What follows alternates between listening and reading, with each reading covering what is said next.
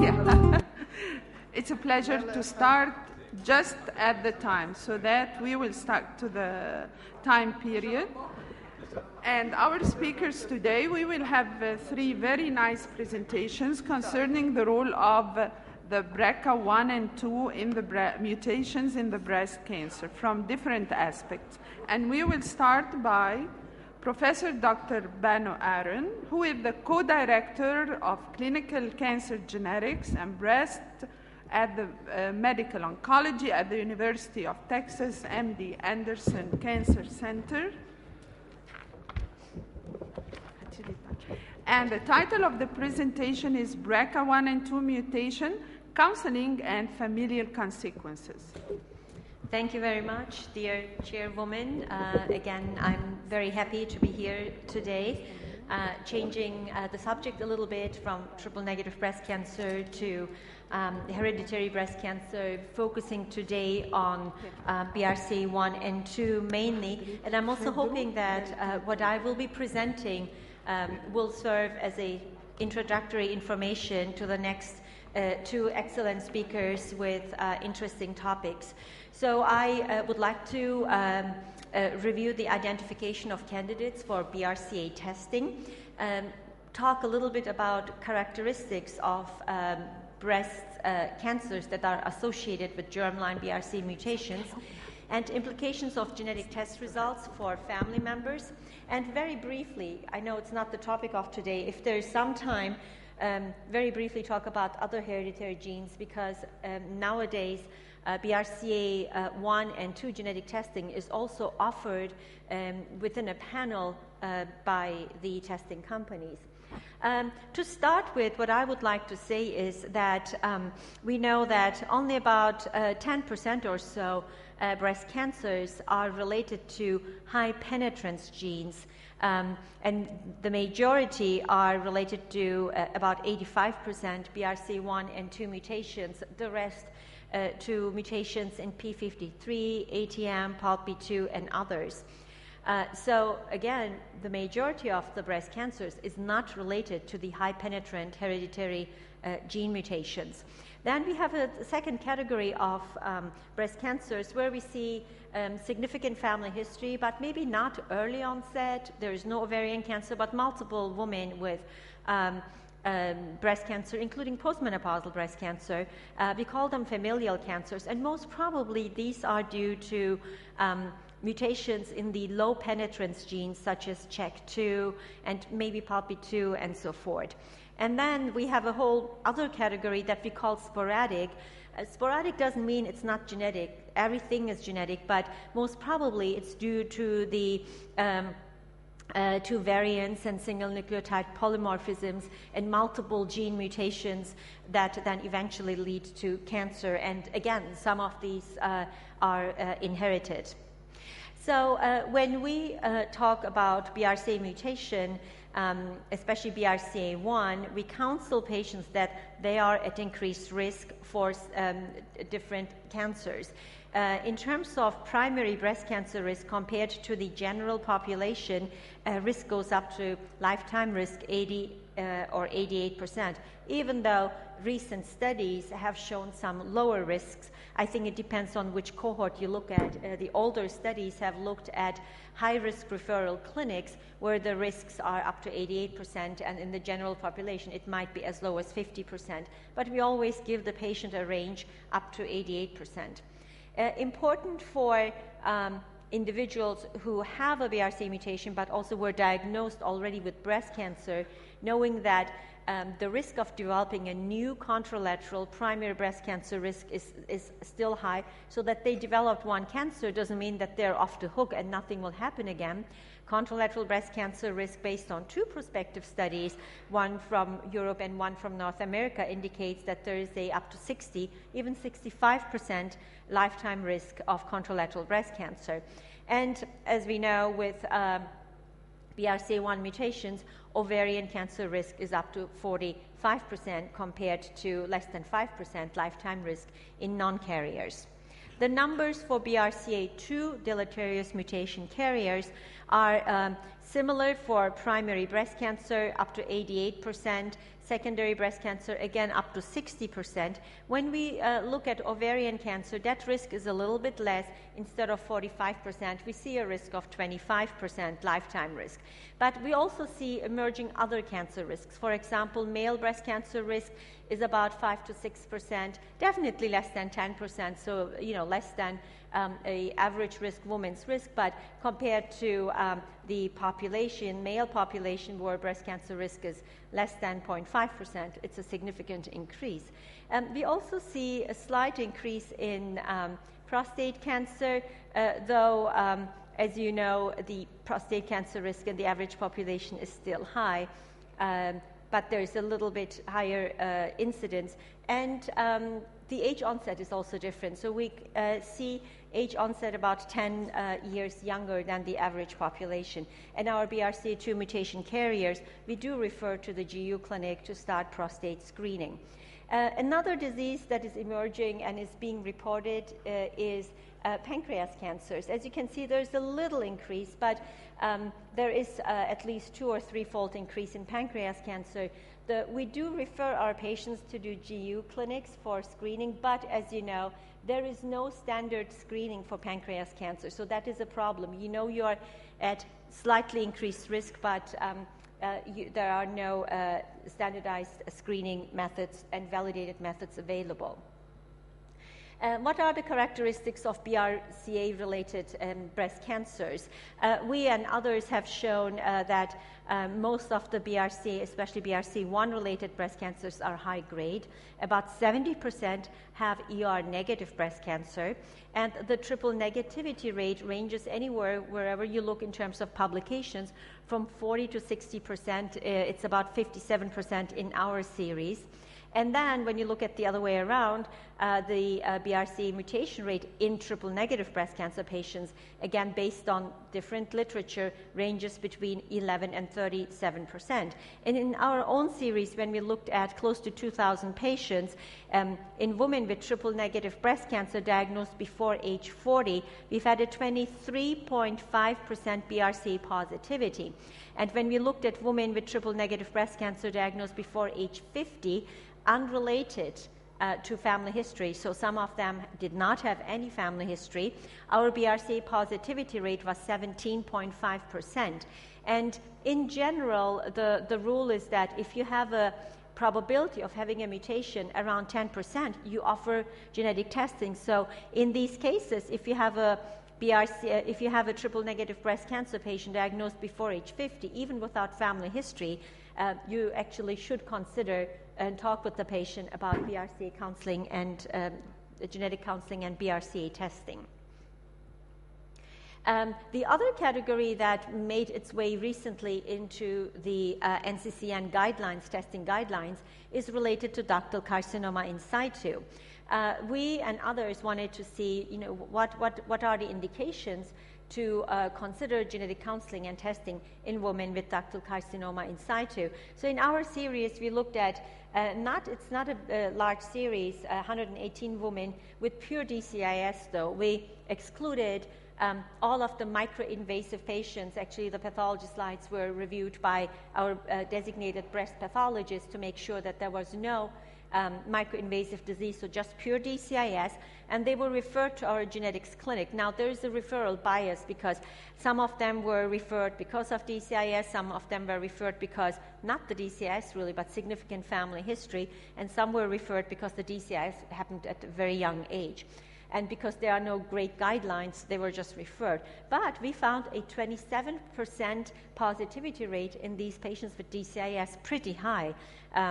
The positivity rate in invasive cancer is between 15 and 20% based on referral, and this cohort had a high BRCA positivity rate.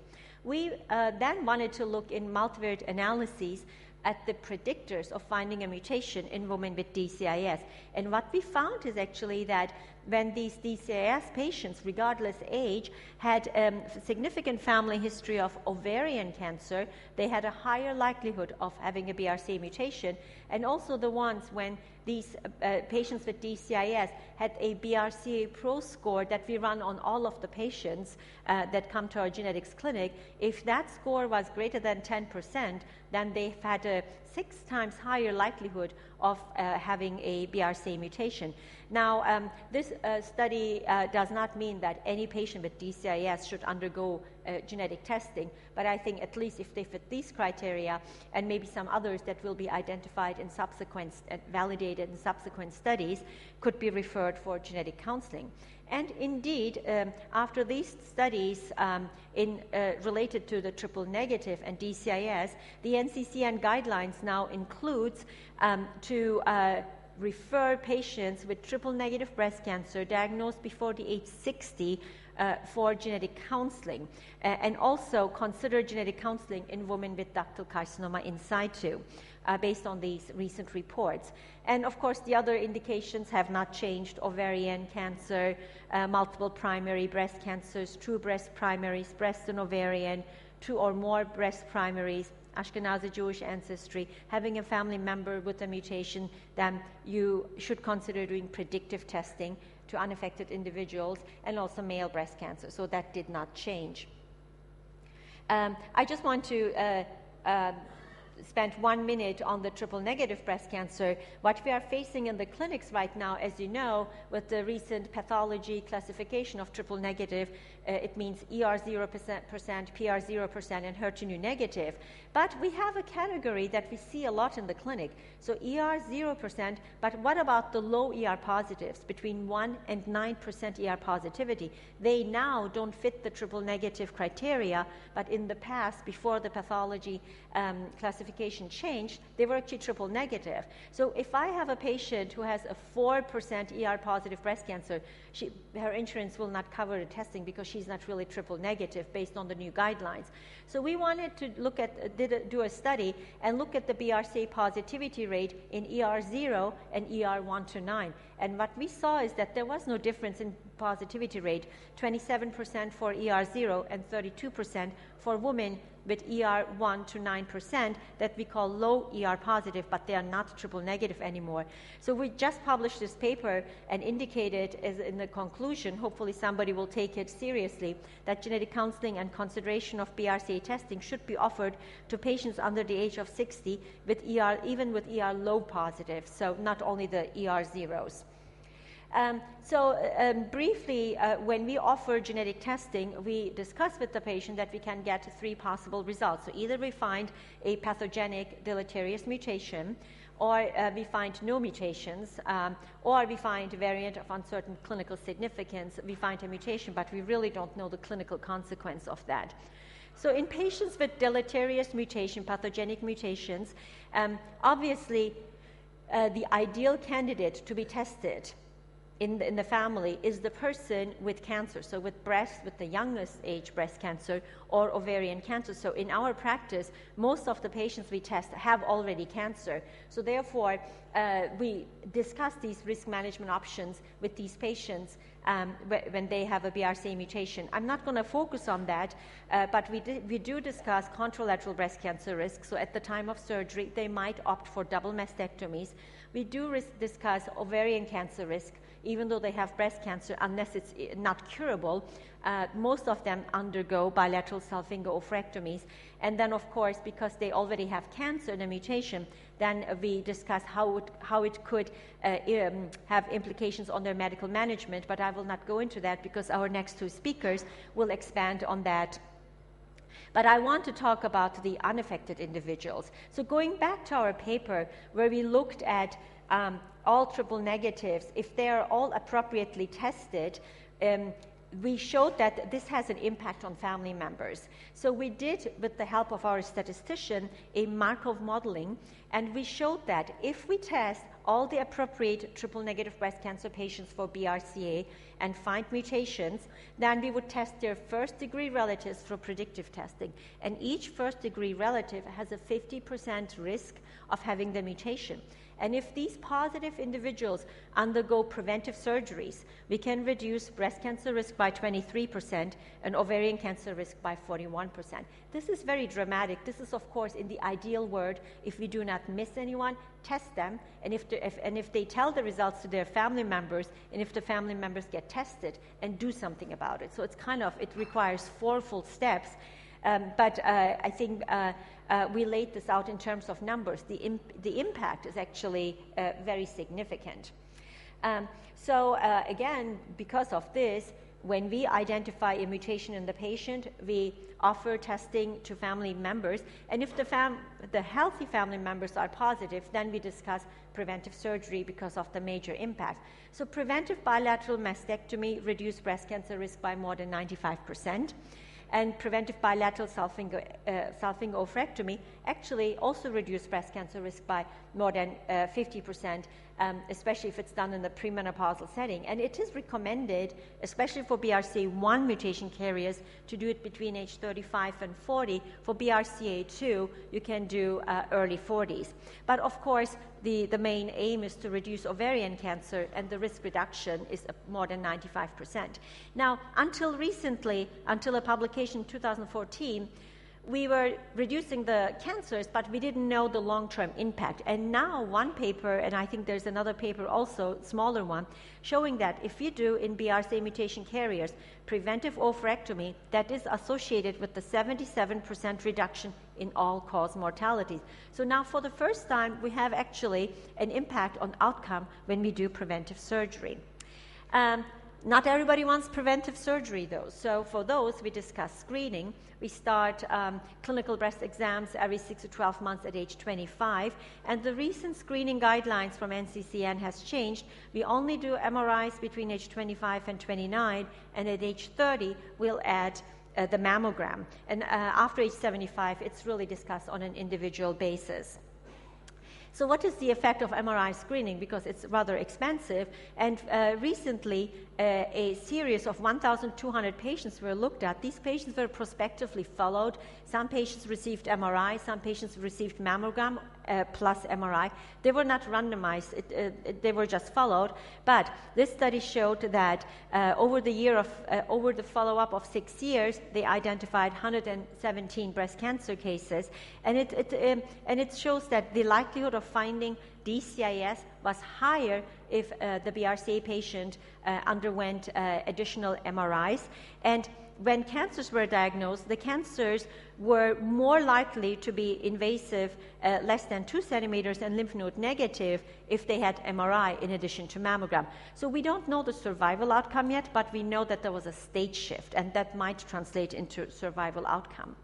Just a few words about chemoprevention for unaffected women. If there's a mutation, this is just a reminder of the studies, P1, IBIS-1, IBIS-2, MAP3, and P2, in showing a risk reduction of breast cancer anywhere between 25 to 50, 55%. But I just want to mention here that none of these studies actually includes BRCA mutation carriers. So then the question is, what do we do with these patients? I have to tell you that some studies looked at tamoxifen and BRCA mutation carriers and prevention of contralateral breast cancer. And I will just mention one larger study by Phillips looking at 2,400 patients. These patients had breast cancer, and they used tamoxifen for adjuvant therapy and looked at the incidence of contralateral breast cancer. But in that study, half of the patients' ER wasn't known. Only 33% took tamoxifen. They showed that tamoxifen use was associated with reduction in contralateral breast cancer, but the tamoxifen users were older. They had more ER-positive breast cancer, so that means the contralateral breast cancer most probably was ER-positive, so tamoxifen can reduce it. And then they also have had more BSOs. That also reduces breast cancer risk. So these factors were all involved with breast cancer risk reduction. So it's hard to say that tamoxifen can reduce contralateral breast cancer in those patients. And again, the conclusion with tamoxifen and BRCA is that all of the studies are retrospectives in patients with the diagnosis of breast cancer. There are no prospective studies in high-risk women with mutations. Just a few words about variant of uncertain significance. That means we don't know what the mutation means. What we do is we also don't know what the cancer risk is. So we default back to the risk models we have, Klaus, Tyrer-Cuzick, Bodicea, and try to estimate quantify the risk as much as we can, and if it's greater than 20%, add breast MRIs, discuss chemoprevention. And preventive surgery decision is very difficult. It's very individualized because you cannot really tell what the risk is to that patient. Just one slide about, I know today our topic is BRCA, but I just want to remind everyone that we also have TP53, PTEN, CDH1, ATM, CHEK2, PALP2, depending on family history. So, and these genes are offered in these panels, so be aware that when you order these and find mutations, you might have to counsel the patient.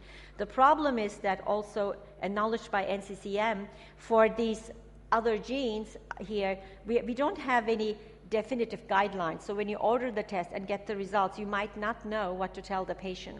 So in conclusion, I think it's important to identify the best person to be tested in the family. It's the youngest affected person with breast cancer, ideally triple negative, and also ovarian cancer. And then if you find positive results, predictive testing for family members. The implications for family members is very important because you can make a difference, you can improve their outcome, and you use that information for risk assessment, screening, and preventive surgeries. Just again as a reminder, there are now other genes out there besides BRCA, and I think these, again, only 10% of breast cancers are related to high penetrance genes, and for us to understand the disease and outcome, we all have to work together so that we have more numbers and follow-ups from all around the world. And I encourage all of us to work together and do collaborative, especially registry and outcome studies. Thank you very much for your attention.